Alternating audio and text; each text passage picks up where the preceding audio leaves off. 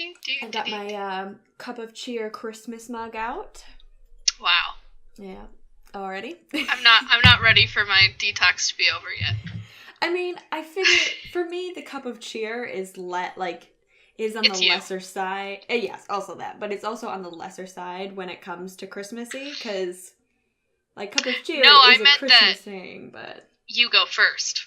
Oh. Okay. Hey everybody! Hi!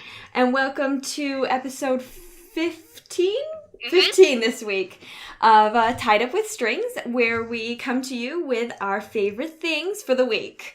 I'm Emma. I'm Taylor. And I go first this week. And so I am coming to you with something a little bit obscure, but something that I'm really obsessed with, and that is like maker newsletters. Oh, yeah. So I follow like 3 or 4, maybe even 5 of them. Mm-hmm. Like indie dyers, or people who are indie designers, things like that. Just so that like maybe once a week or once a month, depending on, or sometimes I think one of the people that I follow is once a quarter. Oh, wow. Sends out an email. And so it's just a way of like kind of keeping tabs on everything that's going on with my favorite makers. Mm-hmm. And the one are my absolute favorite of these maker newsletters is Space Cadet Fibers. Mm-hmm. And first of all, I love the name. Yeah.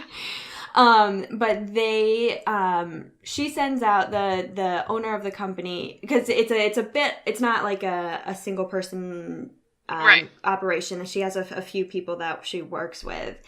And, so my favorite thing about hers is that she comes out with them weekly, and she has like a section called Orbiting the Fiber Universe, where she talks about like her favorite designs, her favorite designs for the week, and like there's a little bloggy bit that's like 2 paragraphs long where she talks about like what's been going on in her life for the week. And that's fun. So it's a really cool way. Plus, I freaking love their yarn, and I am now officially at the point where I'm saving up because I want to knit. There's a cardigan pattern that uses their yarn, which is kind of why I signed up for the newsletter in the first place, so that I could get updates on like when the color that I was interested in would be updated.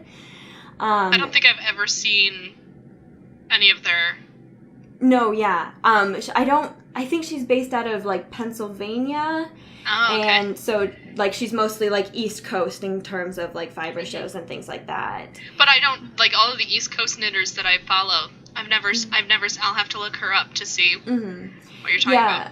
I own some of the yarn from her, and it was a real joy to work with. It was a sport weight yarn. Okay. And it's the same yarn as what I need for the cardigan that I want to make so badly. Mm-hmm. And this cardigan was the first pattern I ever like found on Ravelry for a sweater that I really, really wanted to do. But Is that big cabled one? That you really liked? It might be. Is it like a green? The pictures are all in green. Yeah. Yeah, I've been obsessed with it for like 2 years, but I wanted to make like a simpler cardigan pattern first, so that I knew that I wasn't gonna like mess it up when I bought $150 worth of yarn. Yeah. But yeah, so hers is my favorite, and then just in extension, just to keep this train rolling, she was talking about in her latest newsletter a blogger who and a designer who is doing like a swatch club sort of thing starting in next month. So it's completely free, which is why I'm on board for this. Right.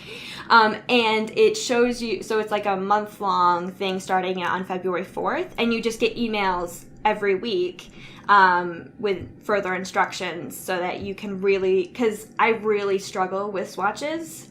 Oh. Like the one that I made for the cardigan was good, except that I didn't follow, like, I mean, the cardigan ended up being way too big. So clearly I did something wrong. And before that, I've made swatches for, like, I made a swatch because I was designing, like, a tie for my dad. Mm-hmm. And I remember that was a struggle, too. Yeah. Yeah, that one didn't turn out right either. So I think I'm doing something wrong. I'm going to start from scratch. Okay. And I'm going to do this little class thing. And I'll link it below, too. So if anybody wants to join, you have to join by February 1st, which is this coming Friday. Mm-hmm. Yeah, I'm definitely going to be doing it. Okay. But yeah, so after all of that, what have you got for me today, Taylor? My thing today is thrumming. Oh my gosh, I saw your picture of this on Instagram. So you take some of this, and you take some of this. This is my French vanilla colorway on my Koshek worsted paste, available at catsockfibers.com. Link below. It turns into this puffy-ass, beautiful... Oh my god, I freaking love it so much. And this is the inside. Are they mittens? Yeah. Oh yeah, this is the thumb is starting over here. I just didn't have a bunch of time when I started on it, but yes. Also, cute little cake stitch marker available at catsockfibers.com. So you take the roving, and I almost started the Great British Baking Show on the monitor in front of me. I'm like, no! Okay. So you take the roving, you take off 6-inch bits, so you get this and you separate it out, and then you turn this into these little bows. Aww. Cute.